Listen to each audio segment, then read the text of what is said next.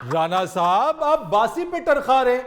आप लोग तो ये कह रहे थे कि मियां नवाज शरीफ साहब की वतन वापसी इस मुल्क और कौम के लिए ताजा हवा का एक झोंका है।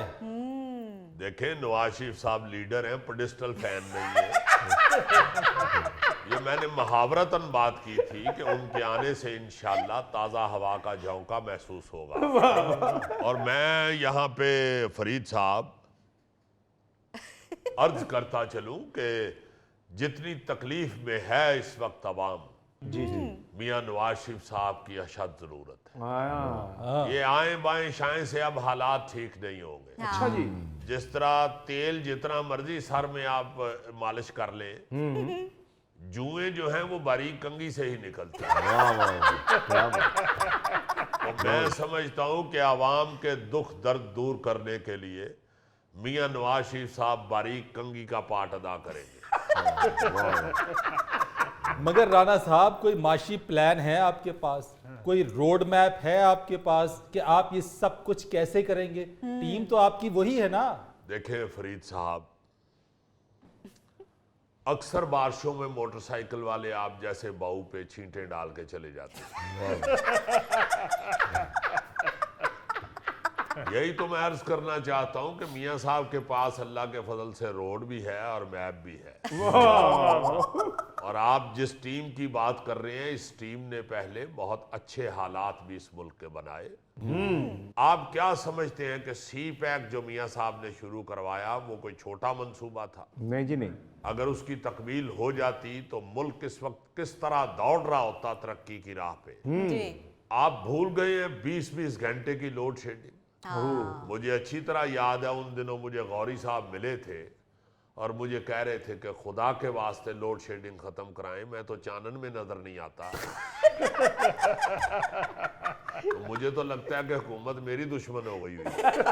ओहो राणा साहब, बहुत लोड शेडिंग सी उस दौर च। जी जी जी। ਉਹ ਮੈਂ ਆਪਣੇ ਘਰ ਬਰਾਂਡੇ 'ਚ ਪਿਲਰ 'ਚ ਵੱਜ ਜਾਂਦਾ ਸਾਂ ਮੈਂ।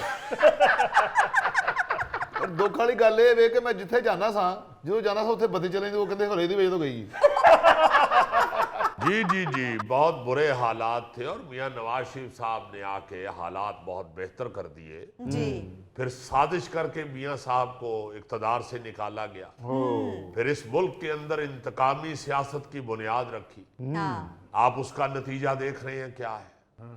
हर घर में लड़ाई है, हर चौक में लड़ाई है। हाँ किस तरह बदतमीजी की जाती है एक दूसरे से। बिल्कुल। हाँ, हमारे दौर में भी लड़ाई झगड़े होते थे मगर सियासत पे नहीं थे होते। हाँ, ऐसा हो जाता था कि दूध दही वाले ने मलाई कम डाल दी तो झगड़ा हो गया। तो साई ने अगर बोटी का छिछड़ा सही साफ नहीं किया, वहां झगड़ा हो गया। मुर्ग चने वाले ने तरी नहीं डाली तो वहां झगड़ा हो गया। राणा साहब सही कह रहे हो, तरी तो वाकई झगड़ा शुरू हो जाता है। जी हाँ, बल्कि गोगा तो लड़ पड़ता है, भाई तुम चने रहने दो, सिर्फ तरी से ही प्याला भर। ਹਾਲਾਤ ਤਰੀ ਜਦੋਂ ਪੀਂਦਾ ਨਾ ਉਦੋਂ ਦੇ ਦਿਮਾਗ ਨੂੰ ਮਿਰਚਾਂ ਚੜਦੀਆਂ, ਫੇਰ ਨਹੀਂ ਚੜਦਾ। जी हाँ, मेरे तो इलाके का है, बल्कि तरी का प्याला पी के कहता है भुखे नु तरी पियाई तेरा बेड़ा तरी।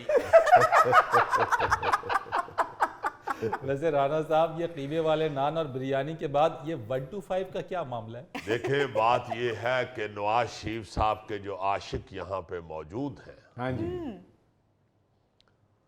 उनके लिए नवाज शरीफ साहब पे 125 कुर्बान करना कोई इतनी बड़ी बात नहीं है। कुछ उनके चाहने वाले ऐसे हैं जो 125 तकसीम करना चाहते हैं। अच्छा जी। अच्छा तो ये सब आवाम के लिए है। अच्छा।